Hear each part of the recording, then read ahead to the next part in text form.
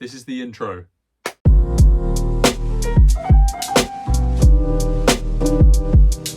Hello, I am Moonboy.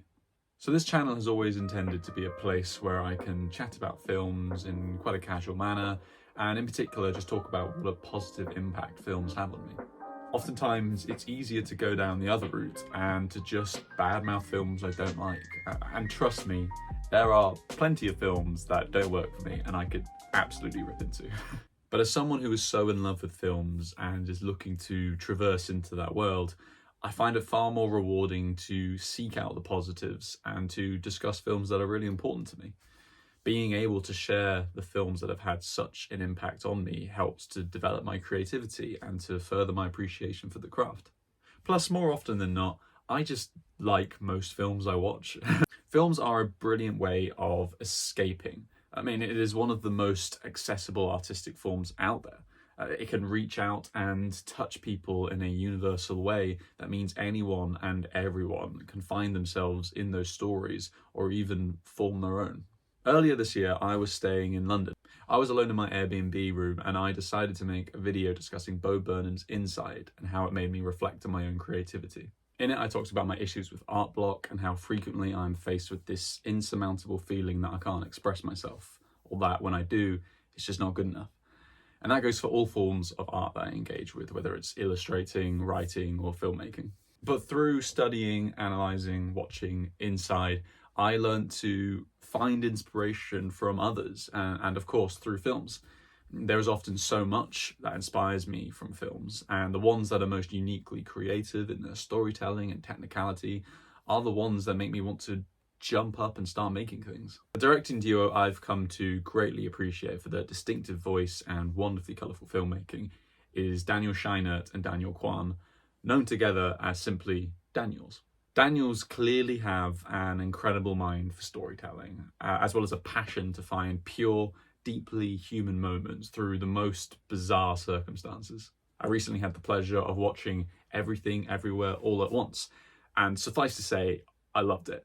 But the impact it had on me was different from any other film. Something about that film just felt special, and while I can't do it justice discussing it after one watch, I can instead talk about their other feature, the wonderful, hilarious, and somewhat heartbreaking Swiss Army Man. Swiss Army Man is about Hank, played by Paul Dano, who finds himself stranded on a desert island after a storm crashes his boat. He then finds a dead body, played by Harry Potter, who seemingly possesses a plethora of unique powers and ways in which he can utilise his body. Like a Swiss Army knife. Oh, I get it. I mentioned Harry Potter in jest because really, I think Daniel Radcliffe has done a sensational job at distinguishing himself as an actor outside of that franchise. He consistently works with uniquely talented voices and isn't afraid to get dirty and make some weird stuff. I mean, it is inspiring how committed he is to pushing himself as an actor and trying new methods of storytelling. I was just editing this video and I thought, hang on, what it would be... Daniel Radcliffe would make such a good Wolverine. I don't think that's an original thought at all. In fact, like, look, here's fan art of him as Wolverine. I don't know. I feel like it's like a really interesting choice. I feel like he could do something quite well with that. Also, physically, he kind of looks a bit like Wolverine from the comics. He's short and hairy, so, you know, I'm just saying. I think he could do it. I'd love to see it. Swiss Army Man has a totally weird, ridiculous, unsettling, absurd concept, and that is what makes it so brilliant. And the way Daniels tell that story is, I think, genius. So let's talk about it. Now, on a surface level, it's going to be inevitably very hard to convince anyone to watch this film. It immediately draws ire or disgust from a person because of the uncanny nature and taboo subject matter. I mean, dead bodies are dead for a reason. They shouldn't be messed with, let alone being used as a cannon to fire a makeshift grappling hook made from a crutch. As such, for a film as bizarre as this is conceptually, it becomes important to tell it in such a way that doesn't alienate the audience. If you try and over-explain it and to try and be overly clever about it, you can just end up turning a fun idea into something that's actually just hard work to sit through. Daniels cleverly lean into the weirdness and engage in the surreal, thus expanding the depth of their storytelling and the possibilities in which they can tell it. The absurdity becomes so committed to that you can't help but become won over by it. There's no point in sitting back and judging it critically or trying to nitpick the logic. There is no logic to be nitpicked at. It's so unabashedly weird and a little fucked up that you can't help but be endeared by it. But despite this, it never sacrifices emotionality for the sake of laughs. It's committed to the bit, sure, but that commitment means it also cares about how you feel. It doesn't become a parody or a joke that gets old really quickly.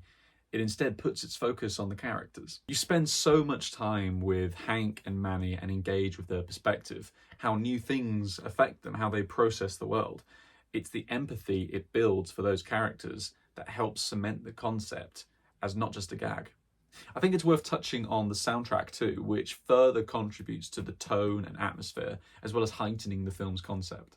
Andy Hull and Robert McDowell are the film's composers, creating almost the entire soundtrack through harmonizing vocals and recreating instruments through their voice. The effect is not just very charming and imaginative, but also helps to emphasize the notion that these two characters are stranded alone and are having to create their own world around them. The film is so committed to every aspect of itself that it becomes this, honestly, quite profoundly honest piece of art. Art comes from a place of honesty, so if you're writing honestly, that is art. The concept of the film is so brilliant because of how honest it is to itself. It doesn't attempt to justify and over-explain its existence or devalue it as just some, hey, isn't this weird, kind of joke. It purposefully looks to disarm the audience and their preconceived notions of storytelling by presenting something new, exciting, and something that is open to a whole realm of possibilities. As mentioned, Daniels not only managed to create a brilliant concept, but managed to tell it in a superbly creative way. The Daniels style of direction is incredibly stylish, with a big emphasis on purposeful, expressionistic editing, as well as beautifully composed images. One of the finest examples of the creativity of Swiss Army Man comes during the montage sequence in which Hank discovers new uses of Manny's powers, accompanied by an appropriately upbeat and energetic song where vocals chant, "Montage!" I don't want to get copyright strike for that, that'd be so silly. The film does a sensational job at telling a story of discovery for the characters over the course of the montage, with each evolution of Manny's abilities signalling a different development in their friendship. The montage has a well-paced rhythm to match the score, as each movement and action mirrors the soundtrack, helping to cement the importance of each moment in the viewer's head. Additionally, each developed ability of Manny, whether it's being used as a shotgun, a shower, or an axe, is done so with such a stylistic and fun approach. Daniel Radcliffe does a superb job at acting like this human ragdoll as Paul Dano manipulates him in various ways, essentially becoming a dance of sorts as the characters bounce off each other in a fluid manner. The end result is a montage that not only performs how a montage should do in the progression of narrative over a period of time, but also clearly tells the audience new valuable information and develops the emotional connection between the two characters and thus the audience. Throughout the entire film, the editing remains to be seen as a remarkable and creative device to help heighten the surrealism. Shots taken out of logic and reality are used to heighten the emotional impact, such as Manny rotting away during a disagreement with Hank to help express his existential dread, or quick cuts to previous moments that have been altered for additional impact. There is this childlike wonder in which the film views its world. It's all delivered from the perspective of a loner and his reanimated corpse friend, so naturally, there is a unique perspective given on things, particularly in relation to Manny, who expresses a fascination and an interest in everything. He acts as this conduit for childlike intrigue, constantly asking questions and being taught by Hank about the world. Hank even teaches him through whatever crap and rubbish he can find lying around as he builds whole sets and scenarios to help Manny understand all these new concepts. It's just charming. It's through this retelling of the world through a childlike gaze that we can see the level of creativity and ingenuity that Daniels have in crafting a story. It challenges notions on how you should tell your story and brings forward this inherently pure desire we've all had as kids to just simply play. I personally find it so inspiring, this level of passion and unbridled creativity. It assures me that there's no set rule for how to express myself, that I can truly embrace me, much like how Manny wishes for people to embrace the shitty, farting messes that they are. And on that note, I think it's worth talking about how the film manages to connect with the audience on an emotional level and have significant impact. As mentioned previously, it's easy for a film like this to miss the mark, but thankfully it sticks the landing so well, as it turns out to be a supremely layered and poignant film of self-reflection and humanity. The film makes a gradual reveal of Hank's character and the truth behind him. It's initially drip-fed through cutaways that conflict with Hank's retelling of his life, as well as through Paul Dano's performance, as he avoids certain subjects and lets truth slip through the cracks of his facade. It becomes apparent as the film progresses just how flawed Hank is. He is sweet and well-meaning, but can also be viewed as a little creepy and just very poor in his understanding of social interaction and relationships. He's not offensively sinister.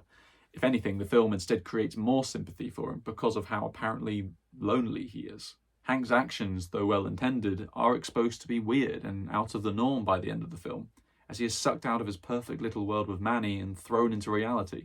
In reality, Hank's flaws are on display. He feels embarrassed and ridiculed, and he simply shrinks away into the same loneliness he felt before he was stranded on the island at the beginning of the film.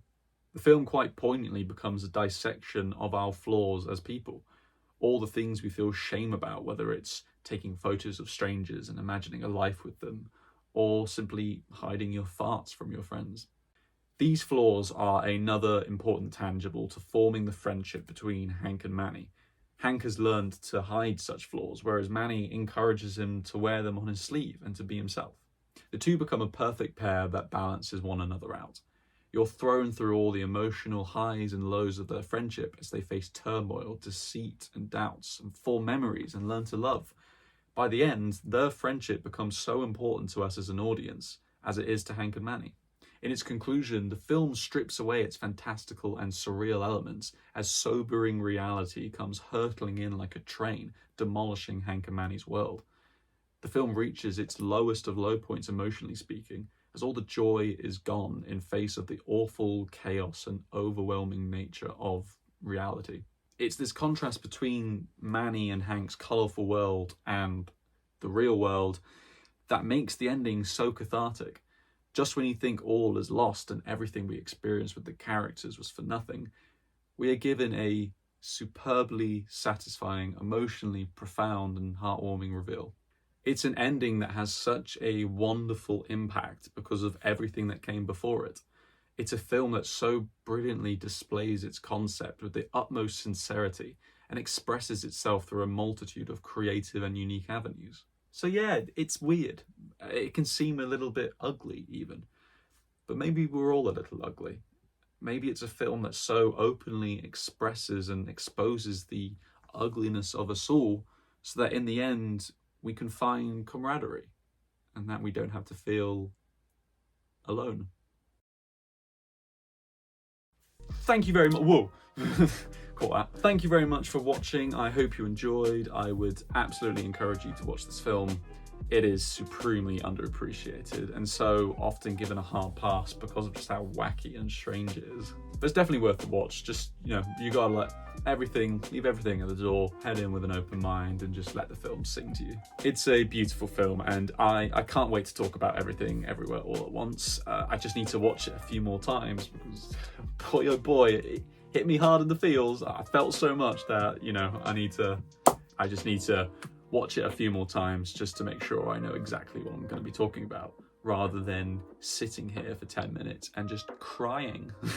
Yeah, that's it. Been playing with this again. Whoa, dropping it again. Maybe that's the last time I'll ever use it because I keep dropping it. Hope you've all enjoyed this video. I hope you like and subscribe. That would be lovely. Share this video. And yeah, let me know what you think about Swiss Army Man. That's it. Thank you very much. Have a good day.